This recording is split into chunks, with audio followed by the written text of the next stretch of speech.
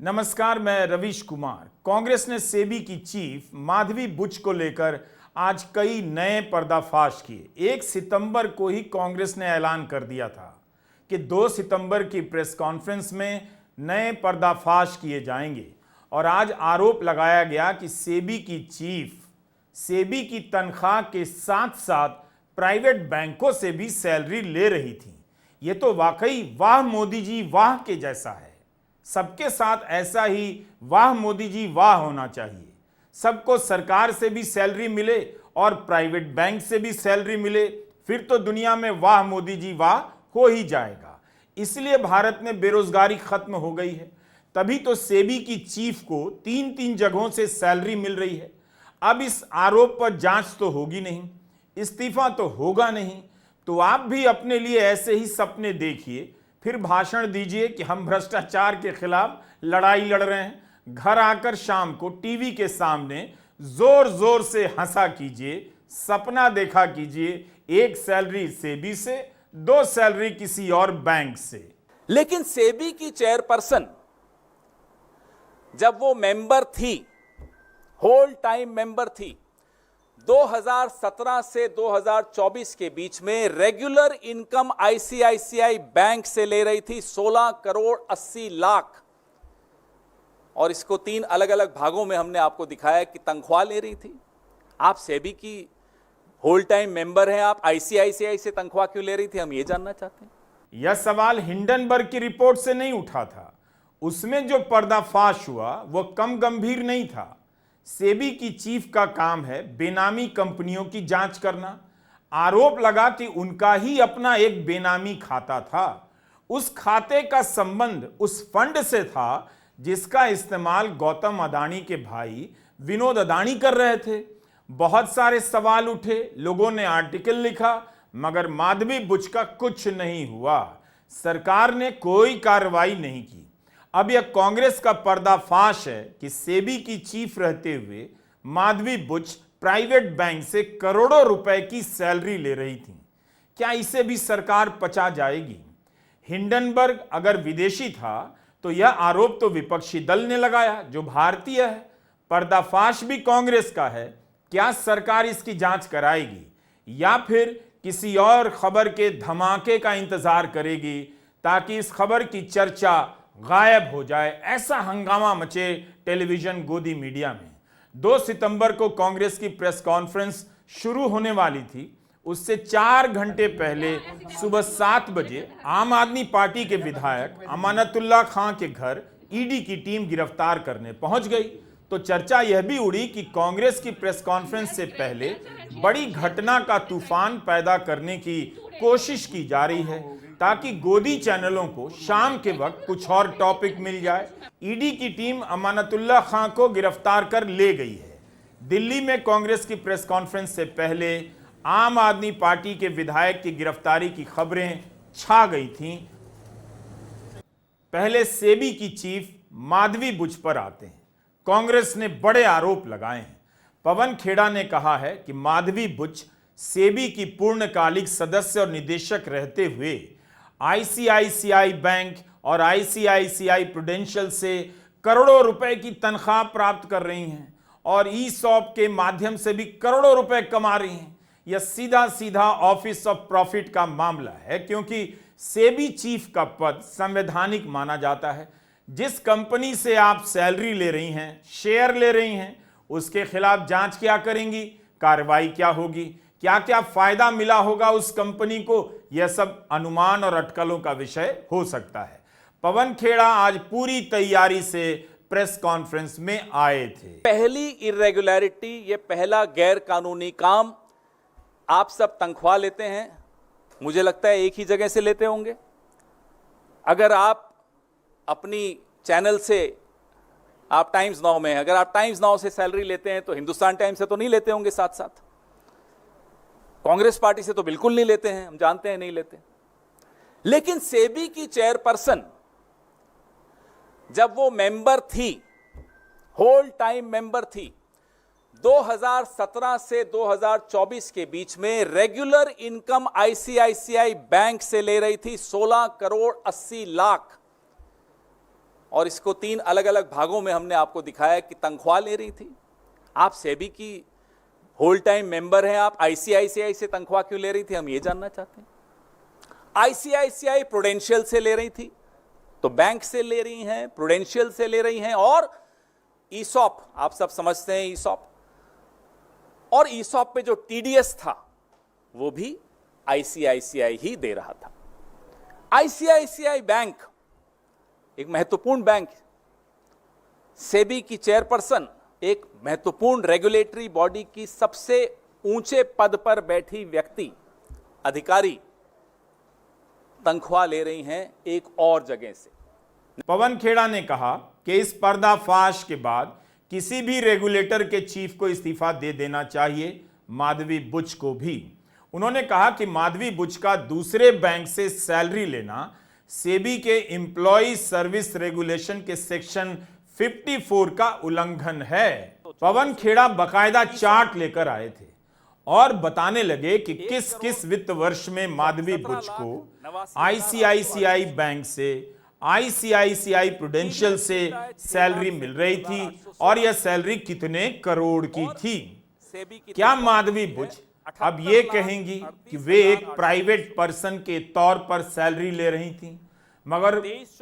मगर पवन खेड़ा ने दिखाने का प्रयास किया कि वे यहां पर प्राइवेट पर्सन नहीं हैं, सेबी की चीफ हैं, सेबी की सदस्य हैं, और उसी दौरान प्रूडेंशियल से और बैंक से सैलरी ले रही हैं, और ये सैलरी करोड़ों रुपए में है, और सैलरी काफी बड़ी मात्रा में हर साल इनकी बढ़ती चली जाती है। 2021-22 में आईसीआईसीआई बैंक से तनख्वाह मिलनी बंद हो जाती है, लेकिन प्रूडेंशियल से जारी रहती है। आईसीआईसीआई बैंक इस पर टीडीएस भी जमा कराता है। अब अगर टीडीएस जमा कराया गया है तो इसकी जानकारी 1 सेकंड में मिल जाएगी। तो कुल मिलाकर ये इस दौरान आईसीआईसीआई से 16 करोड़ 80 लाख 22,143 रुपए ले चुकी हैं। तनख्वाह सेबी की आप पूछेंगे इस दौरान कितनी हुई, तो 3 करोड़ 30 लाख 28,246। अब तनख्वाह ले रही हैं, वायलेशन है, नंबर 1। नंबर 2, इस दौरान आईसीआईसीआई के कई केसेस, इन्वेस्टिगेशंस सेबी के हाथ में हैं। सेबी उस पर एडजुडिकेट कर रहा है, उस पर जजमेंट दे रहा है। बताइए ये क्या हो रहा है इस देश में? ये चेस बोर्ड के खिलाड़ी कौन हैं? इस शतरंज के खिलाड़ी हैं कौन? कौन है जो उनको ये भी डर नहीं है कि इतने कैमरा हैं, इतने खुलासे हैं, ये कभी भी खुलासे हो सकते हैं। आपका नया इंडिया है तो ये भी नई कांग्रेस है, बहुत खुलासे करती है और डरती नहीं है ये पार्टी किसी से। फिर भी बेशर्मी से ये हो क्या रहा था कि आप ही आईसीआईसीआई के केसेस पर जजमेंट देते हैं, आप आईसीआईसीआई से सैलरी लेते हैं। हमारे सवाल तो बनते ही हैं, और सवाल सिर्फ सेबी से नहीं होंगे, सवाल सिर्फ सेबी की चेयरपर्सन से नहीं होंगे, सवाल सिर्फ आईसीआईसीआई से नहीं होंगे, सवाल प्रधानमंत्री से होंगे, ये साहब से होंगे जो सामने आपको दिख रहे हैं, हंसता हुआ नूरानी चेहरा। आखिर इतने आरोप सामने आए, तथ्य सामने आए, सरकार सेबी चीफ के खिलाफ कार्रवाई क्यों नहीं करती है? अगर बैंक ने सैलरी दी है, सेबी चीफ रहते हुए या सदस्य रहते हुए उन्होंने सैलरी ली है, तो इसकी जानकारी 1 दिन से भी कम समय में ली जा सकती है और सेबी चीफ से इस्तीफा देने के लिए कहा जा सकता है। इतने आरोपों से घिरे होने के बाद भी मुंबई में एक कार्यक्रम का आयोजन हुआ जिसमें प्रधानमंत्री मोदी भी शामिल हुए और सेबी की चीफ माधवी बुच भी। 28 से 30 अगस्त के बीच मुंबई के जियो कन्वेंशन सेंटर में ग्लोबल फिनटेक फेस्ट हुआ। इस समारोह में प्रधानमंत्री मोदी मुख्य अतिथि थे, तो सेबी की चीफ को की नोट स्पीकर बनाया गया। माधवी बुच ही मुख्य भाषण देने के लिए आमंत्रित की गई थीं। कार्यक्रम का की नोट एड्रेस यानी मूल संबोधन माधवी बुच का था। केंद्रीय मंत्री अश्विनी वैष्णव, आरबीआई के गवर्नर शक्तिकांत दास भी वक्ता थे। देवेंद्र फडणवीस भी इसमें वक्ता थे। पवन खेड़ा ने कहा कि सेबी की निदेशक की नियुक्ति सीधे प्रधानमंत्री मोदी और गृह मंत्री अमित शाह द्वारा की जाती है। उनकी नियुक्ति लेटरल एंट्री से की गई है, हमेशा याद रखिएगा। तो सवाल है कि इनकी नियुक्ति से पहले किस तरह की जांच हुई, किसी तरह की जांच हुई भी या नहीं। हितों के इस भयंकर टकराव को नजरअंदाज कैसे किया गया, अगर किया गया तो क्यों किया गया, और अगर नहीं पता चला कि इन्होंने ये सब किया है तो क्या यह नियुक्ति करने की प्रक्रिया पर सवाल नहीं उठाता है। कांग्रेस ने सेबी से पूछा है, क्या ऐसी और भी कंपनियां हैं जिनसे सेबी की निदेशक या अन्य सदस्य या उनके नजदीकी संबंधी फायदा उठा रहे हैं। क्या प्रधानमंत्री को यह जानकारी थी कि जो सेबी की चेयरपर्सन हैं वह एक ऑफिस ऑफ प्रॉफिट पर बैठी हैं। और सेबी की चेयरपर्सन को कौन अपॉइंट करता है? सेबी की चेयरपर्सन को ये दो महानुभाव आपके सामने हैं, अपॉइंटमेंट्स कमिटी ऑफ कैबिनेट, प्रधानमंत्री और हमारे देश के गृह मंत्री श्री अमित शाह। ये सेबी की चेयरपर्सन को अपॉइंट करने की जो एसीसी है, ये उसमें ये दो सदस्य हैं, मतलब यही लोग अपॉइंट करते हैं। अभी तक हम लोगों ने, भले वो हिंडनबर्ग रिपोर्ट हो या और कई कॉन्फ्लिक्ट ऑफ इंटरेस्ट जो सेबी की जो भूमिका सेबी की चेयरपर्सन की रही है, उस पर हमने कई बार चर्चा की है। जो सर्वोच्च न्यायालय द्वारा मॉनिटर्ड इंक्वायरी थी, इन्वेस्टिगेशन थी, हिंडनबर्ग रिपोर्ट पर, अडानी की कहानी पर, उस पर भी हमने चर्चा की। लेकिन इससे ऊपर, इससे कहीं हटकर, इससे कहीं भयानक भूमिका सेबी की चेयरपर्सन की मैं आपको बताना चाहूंगा। कांग्रेस ने कहा कि सेबी चीफ को लेकर अभी और पर्दाफाशी प्रेस कॉन्फ्रेंस होगी, लेकिन पार्टी सेबी चीफ को मौका देना चाहती है। प्रधानमंत्री और सरकार को मौका देना चाहती है कि वे अपना पक्ष रखें। पवन खेड़ा सेबी चीफ के अलावा अन्य सदस्यों की तरफ भी इशारा करते चले गए। हिंडनबर्ग की जब रिपोर्ट आई तब रविवार के दिन सेबी की चीफ ने अपना बयान जारी किया। उन्होंने कभी उस पर प्रेस कॉन्फ्रेंस नहीं की, सवालों के जवाब नहीं दिए। तब उन्होंने कहा था ये खुलासे रविवार को किए गए ताकि सोमवार को बाजार प्रभावित हो।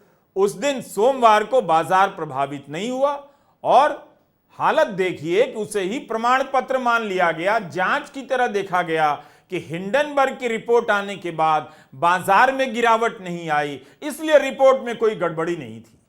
आरोपों को भुलाने की कोशिश की गई इस तरह से। कांग्रेस की प्रेस कॉन्फ्रेंस सोमवार के दिन हुई है। क्या सेबी की चीफ जवाब देंगी? सेबी की चीफ पर इतने सवाल उठ रहे हैं और जांच तक नहीं हो रही है। क्या सरकार का कोई भी अफसर सचिव के पद पर रहते हुए 3-4 बैंकों से सैलरी और शेयर ले सकता है? अगर सभी को यह छूट नहीं है तो ऐसी छूट सेबी की चीफ को क्यों मिली है और इन आरोपों की जांच क्यों नहीं होती है? आज आम आदमी पार्टी के विधायक अमानतुल्लाह खां को ईडी घर से ले गई, दिल्ली वक्फ बोर्ड के केस में गिरफ्तार कर। आज ही दिल्ली शराब घोटाले में गिरफ्तार आम आदमी पार्टी के पदाधिकारी विजय नायर को जमानत मिल गई। दिल्ली का हाल अजीब है, एक जमानत पर बाहर आता है, दूसरा किसी और मामले में जेल चला जाता है। अस्सलाम वालेकुम। देखिए, इस वक्त जो है 7 बजे हैं और ईडी वाले मेरे घर पे सर्च वारंट के नाम पर मुझे अरेस्ट करने के लिए आए हैं। मेरी मदर इन लॉ, उनको कैंसर है, अभी 4 दिन पहले उनका ऑपरेशन हुआ है, वो भी मेरे घर पर हैं और मैंने इनको लिखा भी था और हर नोटिस का जवाब मैंने इनको दिया है। जब ये मुझे नोटिस कर रहे हैं तो सर्च वारंट के नाम पर सिर्फ इनका मकसद मुझे गिरफ्तार करना है, हमारे कामों को रोकना है। पिछले 2 साल से मुस्तकिल ये लोग मुझे परेशान कर रहे हैं, फर्जी मुकदमात लगा रहे हैं, आए दिन कोई ना कोई उलझन परेशानी खड़ी कर रहे हैं और मुझे ही नहीं, मेरी पूरी पार्टी को। मुख्यमंत्री जी जेल के अंदर हैं, अभी मुख्यमंत्री जेल से आए हैं, संजय सिंह जेल से आए हैं और सत्येंद्र जैन जेल में हैं और अब ये मुझे गिरफ्तार करना चाहते हैं। सिर्फ इनका मकसद है कि हम लोगों को तोड़ना और हमारी पार्टी को तोड़ना। दरअसल 2016 में सीबीआई ने एक मामला दर्ज किया। 6 साल की लंबी जांच के बाद सीबीआई ने कहा अमानतुल्ला खान ने कोई रिश्वतखोरी नहीं की, किसी भी प्रकार का आर्थिक अपराध नहीं किया, उनको गिरफ्तार भी नहीं किया सीबीआई ने। 2022 में उन्होंने फाइनल चार्जशीट दाखिल कर दी और उसी मामले में जिसमें सीबीआई ने पर्चा दर्ज किया था, पहले एसीबी ने पर्चा दर्ज किया, फिर ईडी ने पर्चा दर्ज किया 2020 के अंदर। और मजेदार बात यह है कि एसीबी ने अमानतुल्ला खान को गिरफ्तार भी किया। गिरफ्तार करने के बाद उनको जब जमानत मिली उसमें भी ये कहा गया कि अमानतुल्ला खान के खिलाफ रिश्वतखोरी के, भ्रष्टाचार के कोई सबूत नहीं है। ये एसीबी से मिली जमानत में लिखा हुआ है। इसके बाद ईडी अपना केस खत्म नहीं करती। 2023 में अमानतुल्ला खान के घर पे छापेमारी करती है। ईडी ने अपने दफ्तर में बुला के 13 घंटे तक अमानतुल्ला खान से पूछताछ की और आज उसी मामले में 2016 के मामले में आज फिर धावा देने के लिए ईडी पहुंच गई है। आप लोगों को शर्म नहीं आती? ये आपकी जांच है। एक मामले की 3 इन्वेस्टिगेटिंग एजेंसी जांच कर रही है। 2 एजेंसी की जांच में कुछ मिला नहीं, आपकी जांच में कुछ आज तक साबित हुआ नहीं। पहले 13 घंटे की पूछताछ कर चुके हो, उसके बाद आपने घर पे पहले भी एक बार छापेमारी कर ली है, फिर दोबारा चुनाव के ठीक पहले दिल्ली के अंदर आप दिल्ली का माहौल बिगाड़ने के लिए बीजेपी के हथियार के तौर पे इस्तेमाल हो रहे हो। ईडी कैसे काम करती है इसका एक नमूना आपको बताता हूं। सुप्रीम कोर्ट ने मनीष सिसोदिया से लेकर संजय सिंह की जमानत के मामले में ईडी की जांच को लेकर क्या क्या कहा है, सबूतों के बारे में क्या क्या कहा है और हाईकोर्ट ट्रायल कोर्ट के फैसले के बारे में क्या कहा है, उसके बारे में हमने आपको कई रिपोर्ट के जरिए बताया है। लेकिन आज का मामला कुछ अलग है। पहले प्रॉमिस कीजिए कि आप हंसेंगे नहीं। पटियाला कोर्ट में एडिशनल सेशन जज के सामने एक मामला आया। ईडी का एक पुराना अफसर सुनील अग्रवाल को गवाह के तौर पर लाया, लेकिन अफसर बदल गया। अब नया अफसर आया तो वह सुनील अग्रवाल को गिरफ्तार कर ले आया। जो पहले गवाह के तौर पर पेश किया गया था, अब आरोपी के तौर पर पेश कर दिया गया।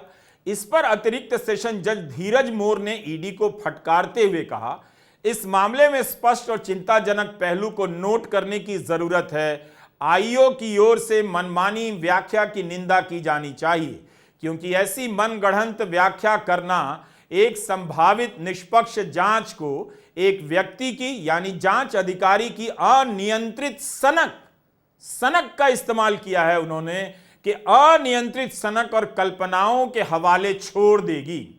ऐसे तो ईडी काम करती है और देश का समय खराब किया जा रहा है, मगर ईडी की गिरफ्तारी से खबर बड़ी बन जाती है, हंगामा मच जाता है, दहशत फैल जाती है।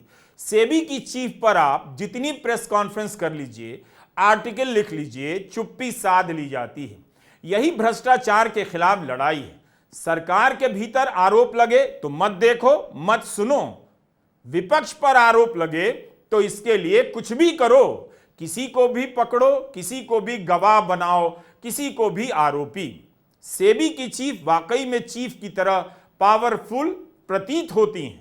जिन कंपनियों की जांच करती हैं उनसे तनख्वाह भी लेती हैं। रिक्यूज करना, अलग होना, ये सफाई अब बहुत ज्यादा टिकने वाली नहीं लगती है। ये वाला काम हो सके तो आप अपने लिए भी खोज लीजिए कि 3-4 जगहों से तनख्वाह मिले। तमाशा बनाकर रख दिया गया है सरल हिंदी में। नमस्कार, मैं रवीश कुमार।